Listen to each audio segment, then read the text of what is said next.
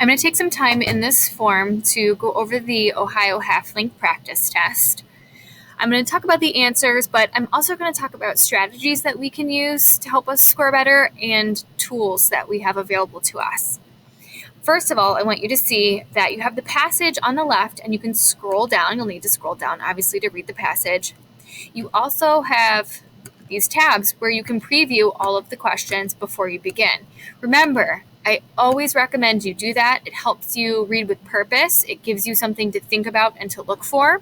You can highlight things as they come up when you know they're related to the questions, and that will save you a lot of time and thought as you begin to answer those questions. So I think that's very, very important you begin by doing that.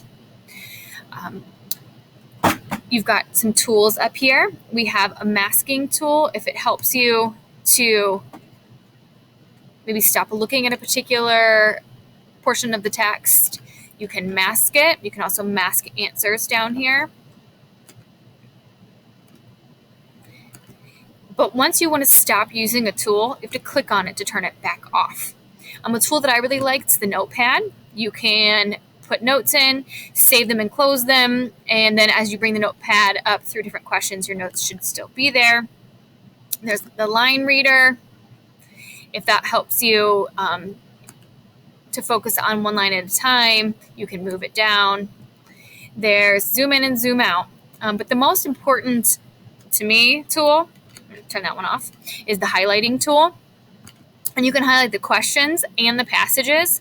You drag your cursor across and then highlight section. You could do that with the question too. For instance, this question says, what is emphasized by Alice's and the Queen's differing points of views? So I know I'm looking for differing points of views. I need to know what's actually emphasized, as the author shows us how they view situations through different perspectives, different lenses. So you can highlight both, again, in the text and in the questions, which I definitely recommend. So I'm going to read the text to you just to refresh, since you might have done this a day ago or a few days ago. So let's read through the text. I want to show you this great tool, full screen.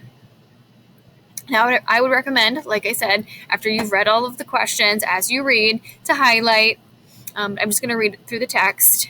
Now, notice, it's very, very, very important that you read this information. The test makers put that information there because they feel it is absolutely necessary for you to maybe understand the text or understand the time period, the context, and you might actually use some of that in the questions that you answer in the multi-paragraph essay you might have to write. Please do not neglect this or any footnotes. They can be incredibly important and they can make a big difference in your score. In Through the Looking Glass, Lewis Carroll's sequel to Alice's Adventures in Wonderland, Alice steps through a mirror into an imaginary world on the other side. She soon finds herself in a strange, special flower garden where she encounters the Red Queen. The Red Queen suggests Alice take the place of Lily, the white pawn, in a game of chess. From Through the Looking Glass by Lewis Carroll. Where did you come from? Said the Red Queen. And where are you going? Look up, speak nicely, and don't twiddle your fingers all of the time. Alice attended to these directions and explained as well as she could that she had lost her way. I don't know what you mean by your way, said the Queen. All the ways about here belong to me. But why did you come out here at all? She added in a kinder tone. Curtsy. While you're thinking what to say, it saves time. Alice wondered a little at this, but she was too much in awe of the Queen to disbelieve it. I'll try it when I get home, she thought to herself. The next time I'm a little late for dinner. It's time for you to answer now, the Queen said, looking at her watch. Open your mouth a little wider when you speak and always say Your Majesty. I only wanted to see what the garden was like, Your Majesty. That's right, said the Queen, patting her on the head, which Alice didn't like at all. Though when you say garden, I've seen gardens compared with which this would be a wilderness. Alice didn't dare to argue the point, but went on, and I thought I'd try and find my way to the top of that hill. When you say hill, the Queen interrupted, I could show you hills in comparison with which you'd call that a valley. No, I shouldn't, said Alice, surprised into contradicting her at last. A hill can't be a valley, you know. That would be nonsense. The Red Queen shook her head. You may call it nonsense if you like, she said, but I've heard nonsense compared with which that would be as sensible as a dictionary. Alice curtsied again, as she was afraid from the Queen's tone that she was a little offended, and they walked on in silence until they got to the top of the little hill. For some minutes, Alice stood without speaking. looking out in all directions over the country, and a most curious country it was. There were a number of tiny little brooks running straight across it from side to side, and the ground between was divided up into squares by a number of little green hedges that reached from brook to brook. I declare it's marked out just like a large chessboard, Alice said at last. There ought to be some men moving about somewhere, and so there are, she added in a tone of delight, and her heart began to beat quick with excitement as she went on. It's a great huge game of chess that's being played all over the world. If this is the world at all, you know. Oh, what fun it is. How I wish I was one of them. I wouldn't mind being a pawn if only I might join, though of course I should like to be a queen best. She glanced rather shyly at the real queen as she said this, but her companion only smiled pleasantly and said, That's easily managed. You can be the White Queen's pawn if you like, as Lily's too young to play, and you're in the second square to begin with. When you get to the 8th square, you'll be a queen. Just at this moment, somehow or other, they began to run. Alice could never could quite make out, in thinking it over afterwards, how it was all that they began. All she remembers is that they were running hand in hand, and the queen went so fast that it was all she could do to keep up with her. And still the queen kept crying, Faster, faster. But Alice felt she could not go faster, though she had not breath left to say so.